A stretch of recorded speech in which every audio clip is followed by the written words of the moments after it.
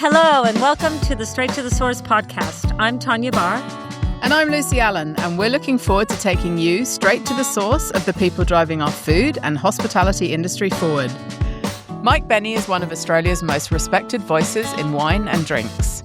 A freelance writer, journalist and presenter, Mike contributes to leading publications including Good Food, the WA Good Food Guide, James Halliday Wine Companion, Delicious as the drinks editor-at-large, and winefront.com.au. He's also the co-founder of PMV Wine and Liquor Merchants, an active wine and drinks judge, and was behind the much-loved Rootstock Sydney Food and Wine Festival. Mike is known for his deep knowledge, global perspective, and down-to-earth approach. And he joins us today to unpack what's happening in the world of wine and drinks right now, from emerging trends and changing consumer habits to the future of drinks in Australia and beyond. Welcome to the studio, Mike. It's great to have you here. Thanks for having me. It's fantastic to be able to sit down and have a chat with you about your wonderful role and the incredible lead you've taken in educating Australia, and especially the Australian hospitality industry, about wine and drinks and trends and what's coming. And your perspective on all of that has been really, really influential. And so when I was doing a little bit of research for our conversation, because we've known each other for a long time, but I just wanted to, check off a few things, I saw the title Drinker-in-Chief attached to your name somewhere. Yeah. And I wondered whether you'd coined that or someone else did. Actually, that was gifted to me by, I think, colleagues with a kind of good sense of irony at Delicious magazine. Oh, okay. Where I have been the drinker-in-chief for, I think, 15 years now. Yeah. I guess it's a global roaming role for them. I mean, when the magazine was in print, it was obviously pages within the magazine, a column space, which I was very grateful for. But drinker-in-chief felt a little right, I think, in the end. No, I think it definitely sums you up. And I think it's sums up, I think, like I said, the perspective you've taken in the drinks world, which is always to look for what people are doing to innovate and push the boundaries and challenge the conversation around, what we all know and take for granted, but what we should know also about, trends and what's coming. So you're a writer, you're a wine judge, you do a lot of travel to taste wine, you own PMV Wine and Liquor Merchants. Do you have like a typical day? What does a day in the life of Mike Bennie look like? It's first of all, it's chaotic. Typically, my organizational skills are relatively good, but they're not necessarily uniform. But I would say that if I had an ideal day and when things are calm, normally I try and wake up in the morning relatively early. I'm an early riser. I like to get up and get moving pretty early. But I also, much to the horror of most people, start tasting wine pretty early as well. So if I can knock out somewhere between 20 and 30 wines before most people have had cornflakes, I'm pretty happy. Oh, wow. Okay. Yeah, it's not with much charm. So no problem drinking wine before 8 a.m.?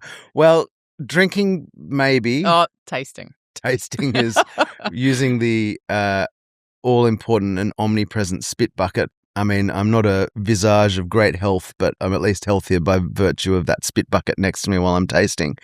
But yeah, I normally try and start the day because I feel like my palate's at its sharpest in the morning. Mm-hmm. And the level of concentration, which I think most people will scoff, saying, "I've got to concentrate while tasting wine," but you really do. I mean, you've got to pull out that virtual filing cabinet in your head and think about region, variety, style, year, what potentially the harvest season was like, and then all those reference points, and the filing cabinet's whirring, and concentrate as well while you're writing, while you're doing something that's relating to your olfactory senses. So it's a lot, but it's one of my favorite things is to taste wine and review wine. It's a very singular thing. I enjoy swimming for the same reason, because it's sort of inside your head and you're by yourself.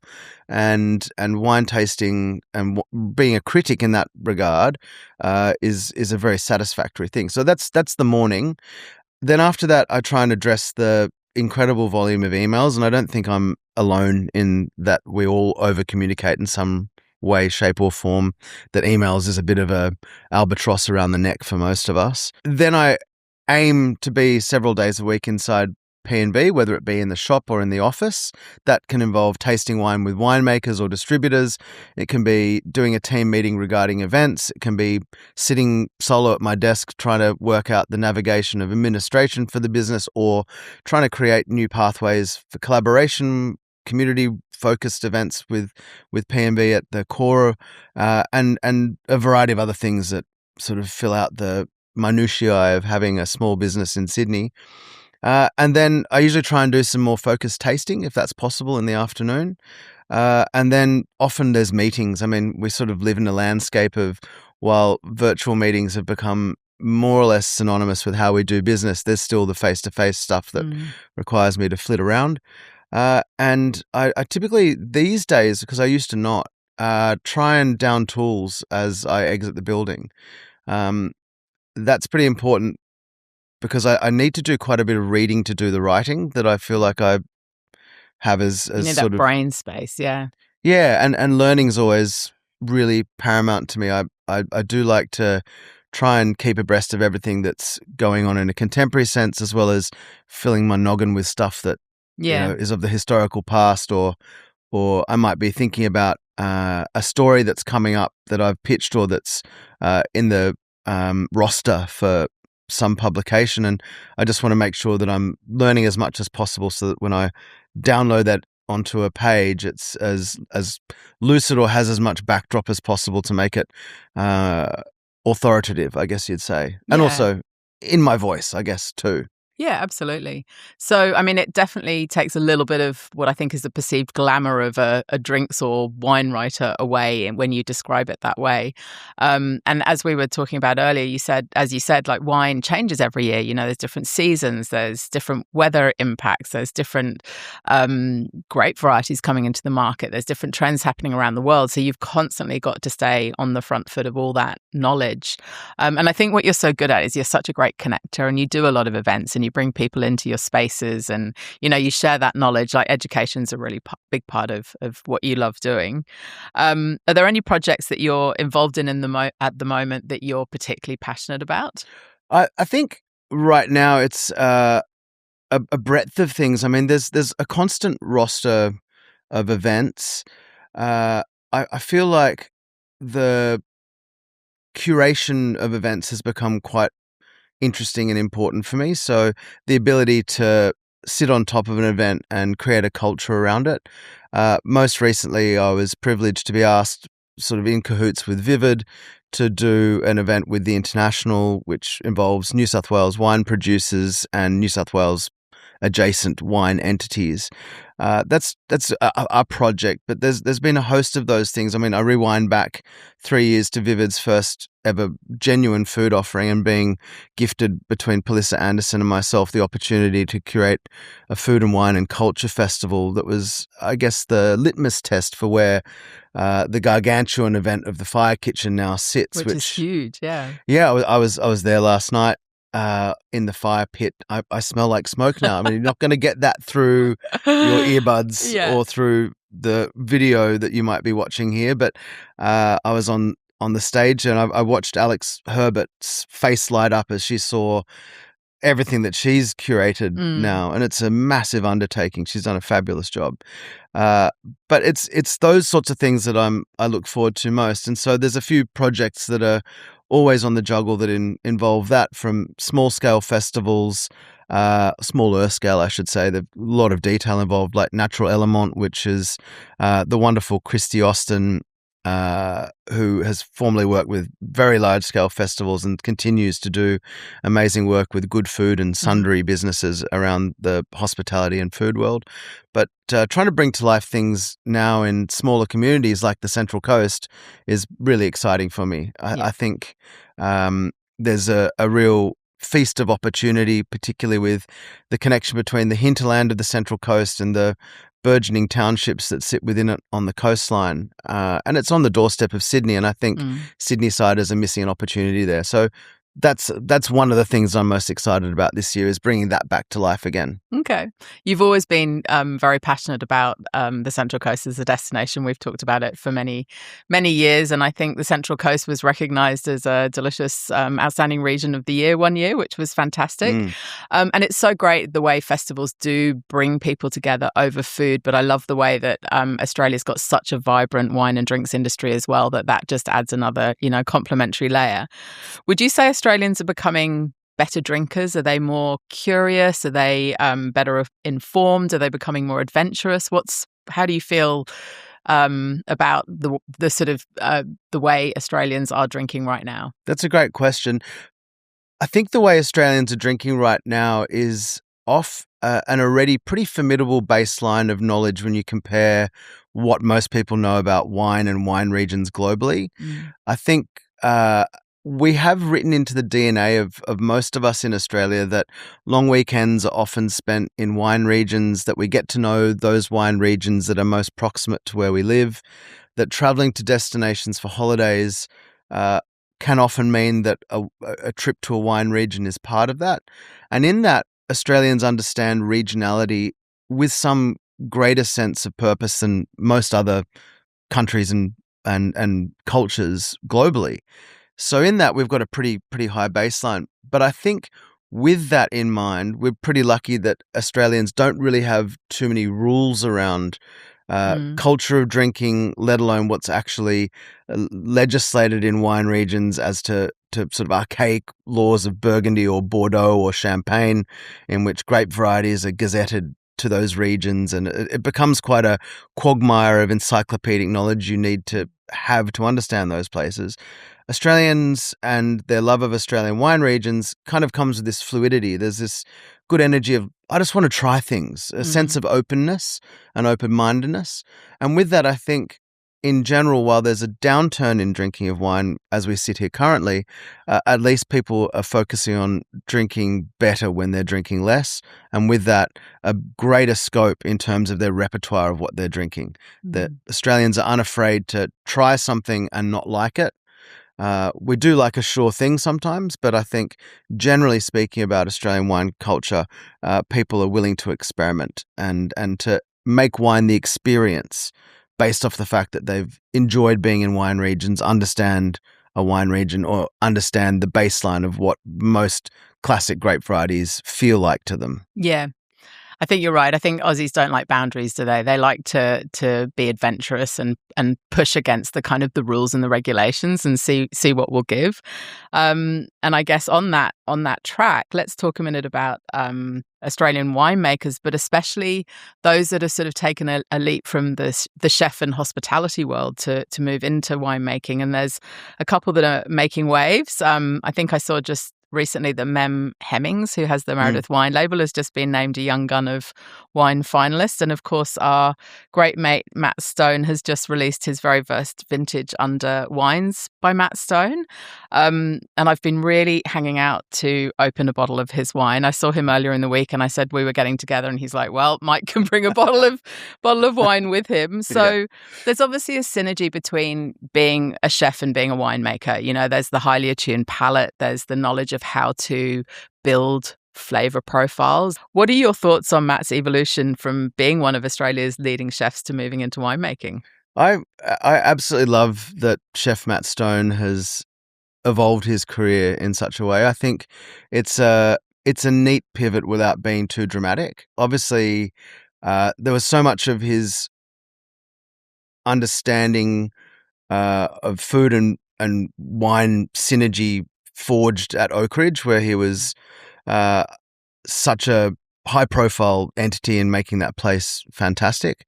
Obviously, alongside Joe Barrett, of course, as well. Important to mention that. But I think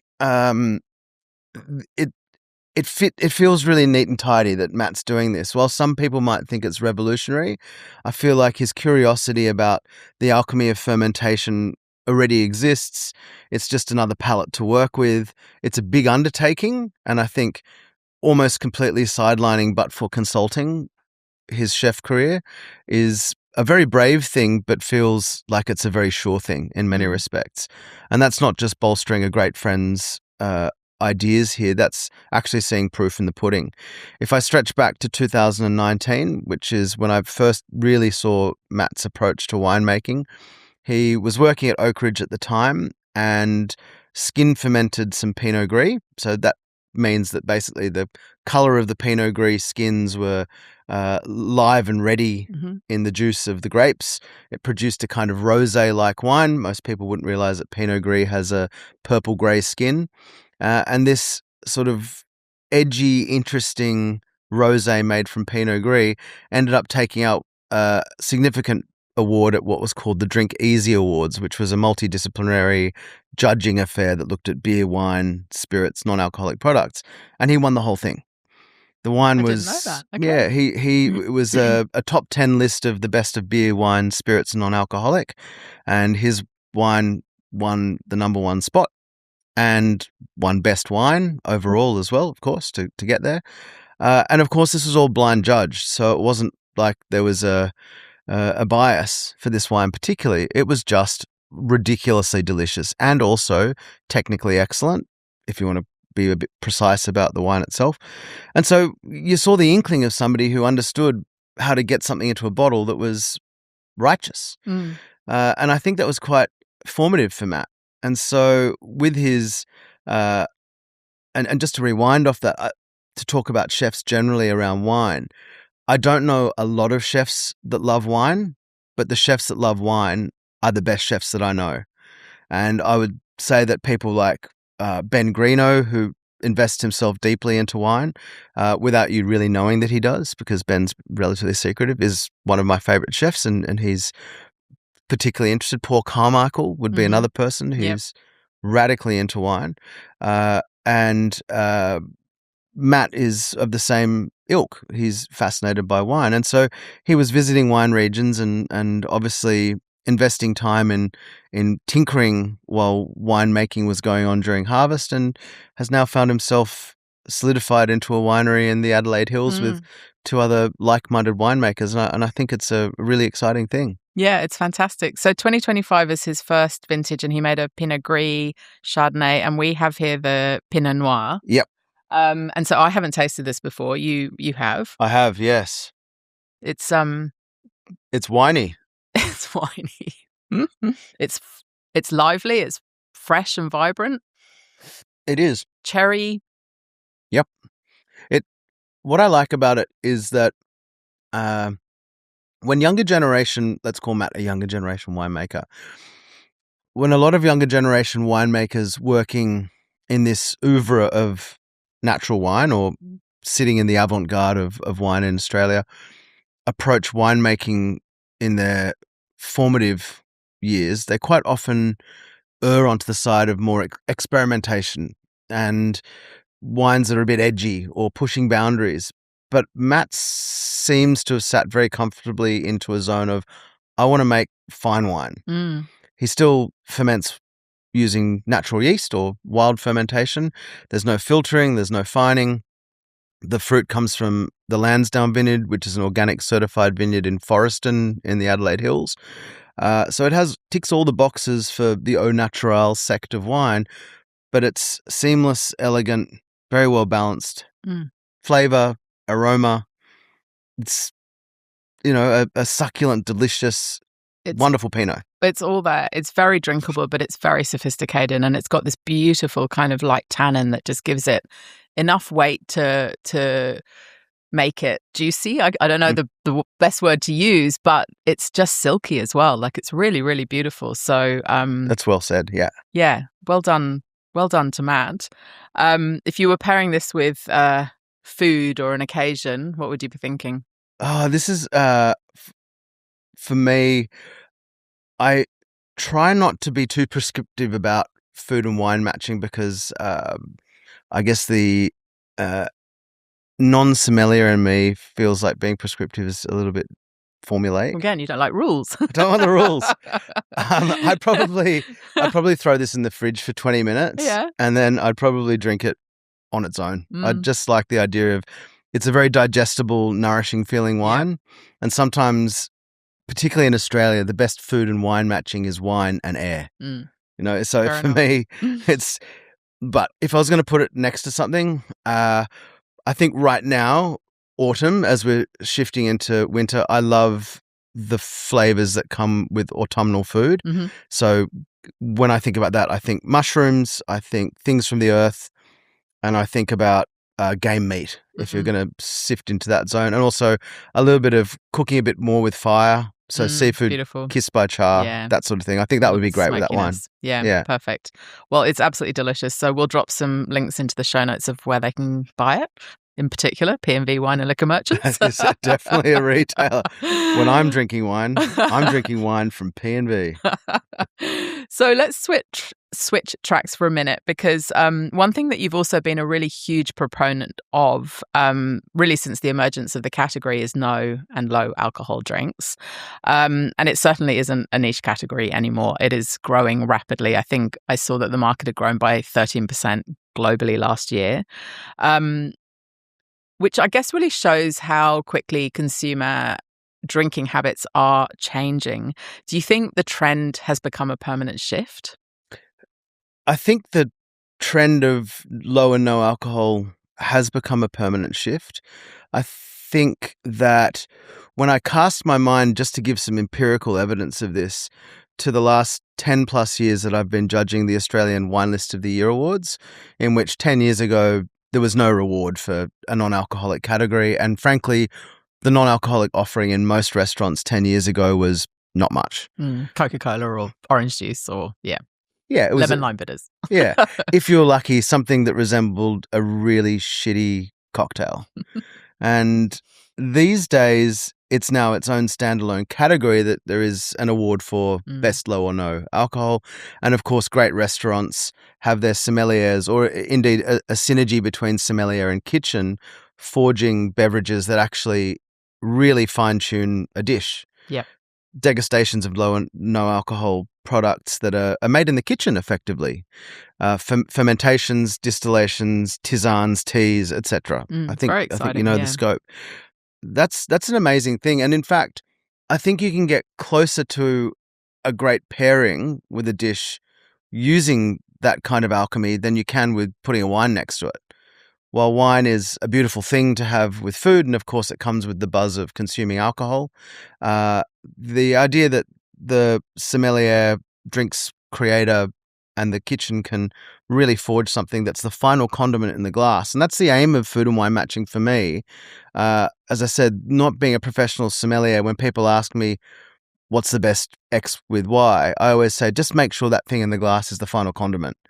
It's the squeeze of lemon or lime on a piece of seafood. It's the warm earthiness that you get with a slow-cooked meal, whatever it might be, or it's a palate refresher. So I think low and no has taken that to the nth degree. At the apex of low and no, at the baseline of low and no alcohol products, I think it's now just a really common thing to want to have a speed hump in terms of your alcohol consumption, and that's a very valid thing, or just having some time off. Let alone that a lot of people are abstaining entirely, but it does seem to be a really powerful thing that's now permanent. I had a really memorable non-alcoholic pairing at Sixpenny, and the consideration and time that had gone into making the beverages that were paired with each course was almost more than the food. Like, it was absolutely unbelievably good, and I spent as much time kind of tasting and enjoying the drinks as I did the food, so it kind of elongated the whole dining experience. It was really amazing.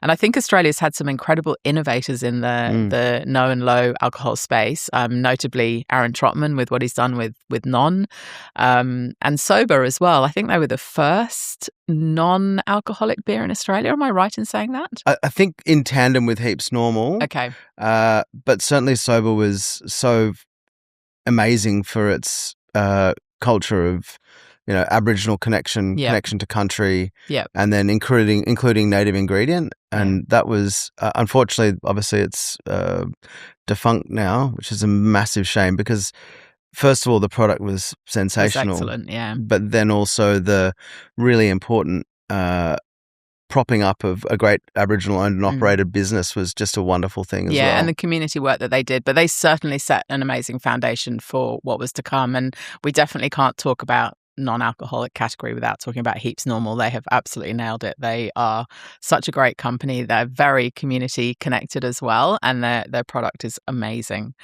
So what are you seeing overseas? You do a lot of overseas travel, I know that. And what are you seeing overseas that Australia hasn't fully caught on yet in the world of sort of drinks?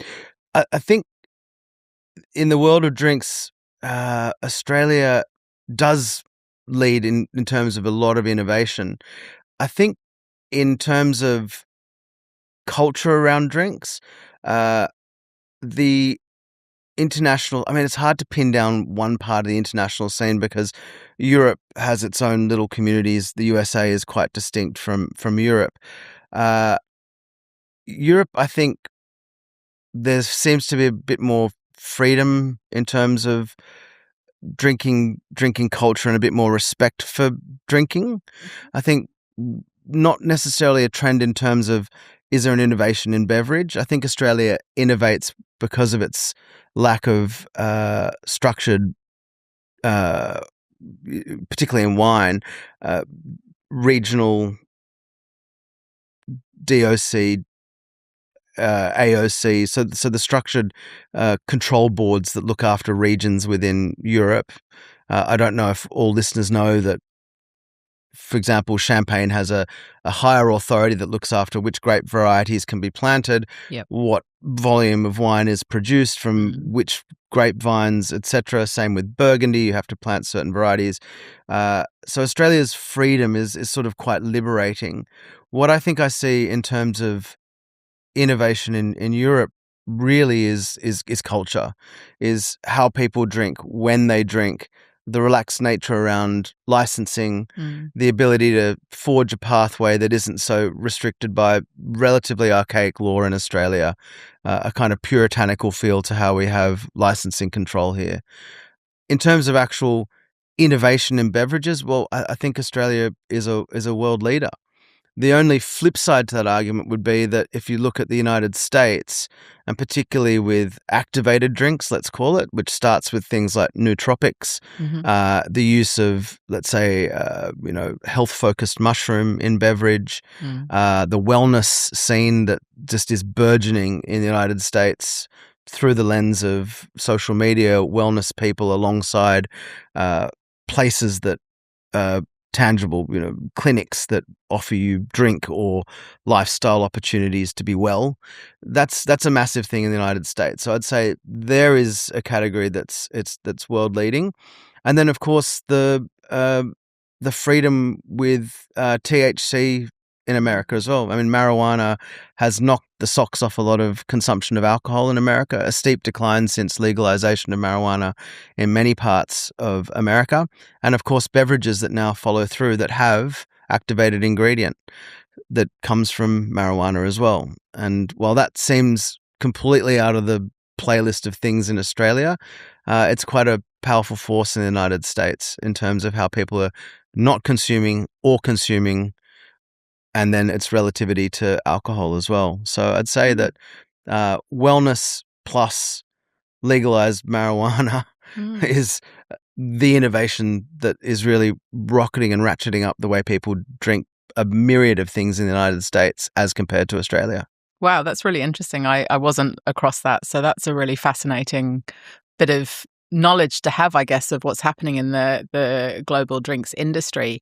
And isn't it interesting that that kind of disruption is therefore having this ripple effect through traditional drinks like wine, and winemakers are really having to think about how they innovate and how they get wine into people's hands in different ways and formats. And I know that there's a lot of work happening around that, but it'll be really interesting to see how that starts to sort of come into Australia and how it does affect, the drinks category. That's a really great point to launch from, because if you pressed Alt Control Delete on wine today, it wouldn't come in 750 ml serves with posh-looking labels, inside glass that's shipped from Italy to Australia with a piece of bark that's from Portugal stuffed into it. Yeah, and wax to seal it, and it's a barrier to entry. It looks like it requires education before you've even opened it to enjoy it. Whereas if you look at the diversity of the way other beverages are packaged, and of course, sustainability credentials, recyclability credentials, and similar, wine is a long way behind where other beverages are. And I don't mean just putting wine into a can. I mean alternative packaging in shapes and sizes. 750 ml, I think we all know. We get to the end of a bottle between two people and you're opting for another bottle to have one more last glass. Yeah. You know, Or you just want to have a glass of beautiful wine in the evening, but you don't want to open a 750 ml bottle because you don't want to finish it. absolutely. That's it. So I think packaging innovation is somewhere that there is a massive reluctancy to forge ahead with in Australia. Canned wine and Tetra Pak wine in other parts of the world is seemingly becoming more and more comfortable for wine consumers. But Australians just can't see past what they know. Okay. Well, by and large, let's say there is obviously a sect of people who feel comfortable with alternatives, but by and large, we want the formality of wine. And that's part of its undoing at this present time where wine is being somewhat maligned by drinkers of alcohol or people abstaining from alcohol. Yeah, which is interesting because we've been talking about how adventurous Australians are and how they like to break the rules, but they're not willing to step away from the tradition of the 750 ml glass wine bottle. So your work really sits at that intersection of taste, culture, and what Australians are actually drinking. You know, you write about that. So I'd love to get your essential guide to the drinks that every Australian should probably know about right now. And I'm especially interested in where Australian producers are really genuinely competing with, or maybe even outperforming, the imported classics that we often and traditionally look to. Let's call this Mike Bennie's Essential Australian Drinks Guide. Mike Bennie's Essential Australian Drink Guide. Gosh, that would be a pretty wild ride if it was uncensored right now, I think. It would certainly start with 8:30 a.m. Pinot Noir in a studio in Woolloomooloo, I think. That's not what we're doing, is it? We'll see. We'll see where we are at 2 a.m. tomorrow. No, I think first and foremost, if you were to look at where Australia outguns other things globally, and this is quite a conservative answer, Okay. but I'll go on record and say that while I love great champagne, but typically for me it comes from very small artisan grower producers, Australian sparkling wine, by and large, outguns champagne by a long distance. Champagne's humongous volume production, which at times is factory-like and, of course, is homogenized so that you get a house style that tastes the same from London to Paris to New York to Sydney to Melbourne. So it's a shelf-stable, non-vintage product that is blended to a style that tastes the same globally and year after year. The volume of those high-profile producers is quite astonishing for those that don't realize that it's a luxury product produced at massive volume. And when you consider the scale of most top-end Australian sparkling wine producers, it's very small scale. It's, in comparison, if not artisan in some respect. And the level of care to viticulture is at times greater than a lot of champagne of that mass scale. And then the ability to be nimble with wine releases and to be a bit more expressive in Australia is also a great asset. And so for me, sparkling wine from Australia sits at the top of the pile. I think the other thing that I like that sort of has begun to become a great asset for Australia in terms of besting the world, wouldn't say besting because I don't think that's accurate, but sits right up alongside the greats is Australian Grenache. Okay. And this is... Yeah, I love Grenache. Yeah, it's a wine that sits somewhere between, at its best, between great Pinot Noir and great Nebbiolo, where there's the presence of fruit from what classically most people would expect from Grenache, but tannin structure, so texture, that elongates the wines and tightens them in a way that makes the palate feel very refreshed. Plus perfume, plus we have these amazing old vine resources. This Grenache story is not new. I'm not being revelatory here in many respects. The greater world of nerdy Australian wine knows this well, but I think that it's important to look at those great Grenaches that are coming out of Australia and see them as very much so important on a global scale. I'd say as well that the innovation with Mediterranean varieties in Australia is becoming a really important and interesting thing. It's pretty easy to be in a seaside Mediterranean place in Europe and have a really amazing experience with a pale, shimmering rosé or a salty, simple white wine that just feels so wonderfully enhancing for something that's fritto misto fried, a seafoody, Well, it's a moment salady. of place, isn't it? It Yeah. very much is, yeah. You Yeah. have that moment by the ocean. But Australia's recognizing that probably the varieties that first were planted here may not be the best varieties for our climate. And in that reconsideration is producing wines much more attuned to our cultural vernacular of living by the sea, consuming seafood, Mediterranean food in our kitchens and pantries, and Southeast Asian influences too. So seeing things like Vermentino, Greco, Nero d'Avola, and similar Mediterranean varieties here is becoming a great story locally, but also showing the world that we do what fits our climate and culture well as well.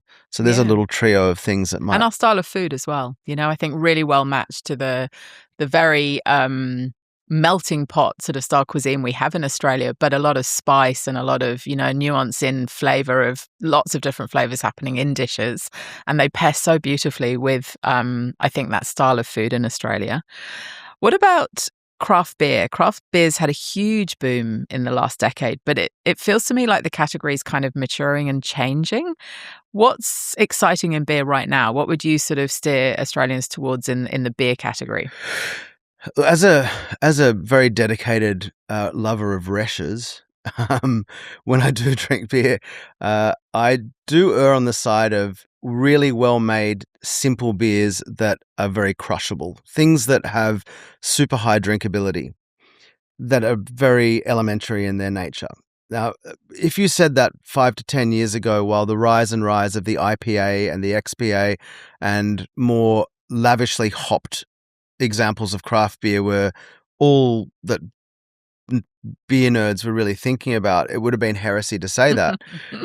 But when you look at the significance of those lighter styles, but really finely made, as in well made, well beyond what Reshes is made, let's say, in the craft beer sense, that's become a really important story, almost as a kind of rejection of those very overt styles. And I'd say that in the same way that a lot of Australians have moved past the over-oaked, overripe, muscular, rich red wines that seemed so ubiquitous with our country, those very overt caricatures of beer are now being fine-tuned into things of more finesse and elegance.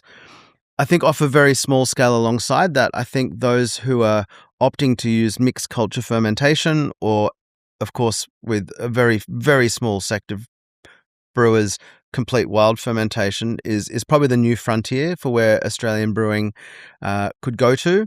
But more importantly, I think what's the story for me is the brewers that are looking to the source of ingredients and being more focused on the kind of paddock to bottle mentality by looking to heritage grain, by looking to craft malting facilities. And I think we know this well together. Yep. We've explored craft malting facilities in tandem. Yeah, well, we did a wonderful trip down to Voyager Craft Malt. Yeah. Yeah, and that was going to Voyager Craft Malt really was revelatory for me. It really opened pathways in my brain about the fact that brewing can be very much so a paddock to bottle consideration, and looking to, you know, the diversity of smaller scale and organic source to then brew, I think is the next story in Australian brewing is people giving you the provenance of the beer rather than just the process, and rather than just crafting up something to fit a style or fit a period of time in Australian brewing. As I said, the mega hops, you know, kind of bong water and passion fruit style craft beers have had their moment. Some people still love them. I'm not quite on that zone. But the idea now for me is let's find out about provenance and let's give a bit more identity to beer through where it comes from and what it's made from. Well, you took the next question right out of my mouth, which was, what does going straight to the source of drinks mean to you? So I think you've just absolutely nailed that, and we totally agree. Yeah. So let's wrap up with a big question, but I'd love to know what you think this might look like. What do you think the Australian drinks culture and hospitality scene in terms of drinks will look like 5 years from now? The Australian hospitality and drinks scene 5 years from now needs to, again, I think, loosen up a bit more. I think invite more people in.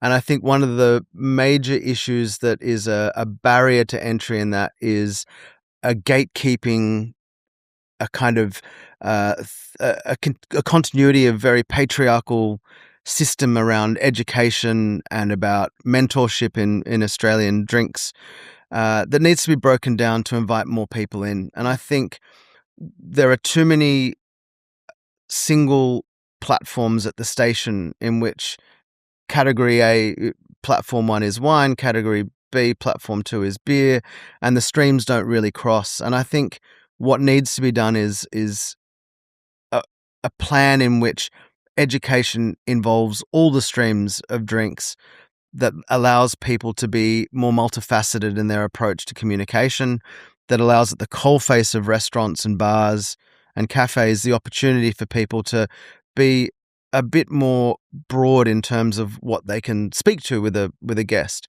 5 years from now, my hope is that the hospitality scene is more comfortable in being more fluent in all those languages, at the same time as also being comfortable with generational shifts in how people are drinking, that people might be consuming less and not to be too concerned about it.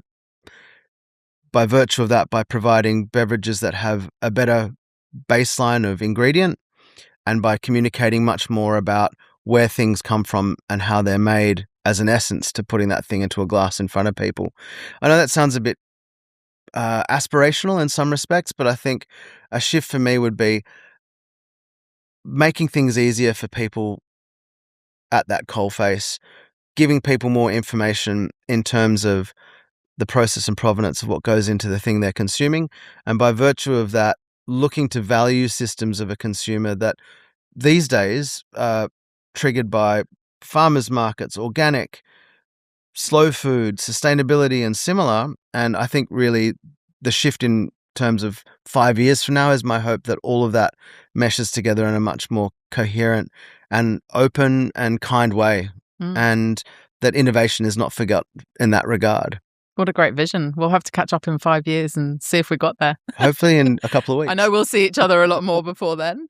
In fact, Tonya and I are very much looking forward to being on stage with you at the little food market at Carriage Works. So 21st to 23rd of August, where we'll be doing cooking demos and talking about all the amazing Australian artisan producers that will be at the show, and you'll be talking all things Australian drinks.